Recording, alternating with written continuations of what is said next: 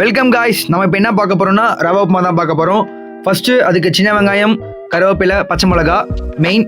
So இப்போ அடுப்பை பற்ற வச்சுட்டு வழக்கம் போல் கடாயை வச்சிடுறோம். அதுக்கப்புறம் மஸ்ட்டு நம்மளுக்கு கடல் எண்ணெய் சூப்பராக இருக்கும். அது கூட நாங்கள் நெய் ஆட் பண்ணிக்கிறோம்.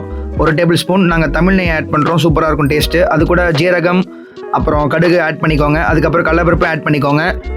நல்லா கொஞ்சம் பொன்னிறமானதும் கருவேப்பிலை, பச்சை மிளகா ஆட் பண்ணிக்கோங்க. ஸோ பச்சை மிளகா நான் கொஞ்சம் காரத்துக்கு கரெக்டாக இருக்கும் முன்னாடியே போட்டிங்கன்னா. அதுக்கப்புறம் சின்ன வெங்காயம் கட் பண்ணதை ஆட் பண்ணிக்கோங்க. நல்லா வதக்குனிங்கன்னா உங்களுக்கு கண்ணாடி பதத்துக்கு வரும். ஸோ இன்னும் டேஸ்ட் நல்லா இறங்கும் உங்களை ரவா உப்புமாவில். ஸோ நீங்கள் தண்ணி ஆட் பண்ணதுக்கப்புறம் சால்ட்டை உங்களுக்கு ஏற்ற டேஸ்ட்டுக்கு ஏற்ற மாதிரி ஆட் பண்ணிக்கோங்க. நல்லா கிண்டி விட்டுட்டு ஸோ நாங்கள் எங்கள் வீட்டில் 1 கப் ரவை எடுத்திருக்கோம். அதுக்கு 2 கப் தண்ணி ஊற்றிருக்கோம். ஸோ தண்ணி கொதித்ததும் ரவையை ஆட் பண்ணிவிடுங்க. ரவையை ஆட் பண்ணும்போது கிண்டி விட்டுட்டே இருக்கணும், இல்லைன்னா கட்டி ஆகிடும் சாப்பிடும்போது.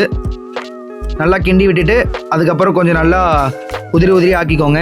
ஸோ சிம்மில் வச்சுட்டு ஒரு 10 நிமிஷம் நீங்கள் மூடி போட்டு மூடிட்டிங்கன்னா பர்ஃபெக்டான ரவா உப்புமா ரெடி. கண்டிப்பாக பேச்சுலர்ஸ் ட்ரை பண்ணுங்கள், வேறு மாதிரி டேஸ்ட் இருக்கும்.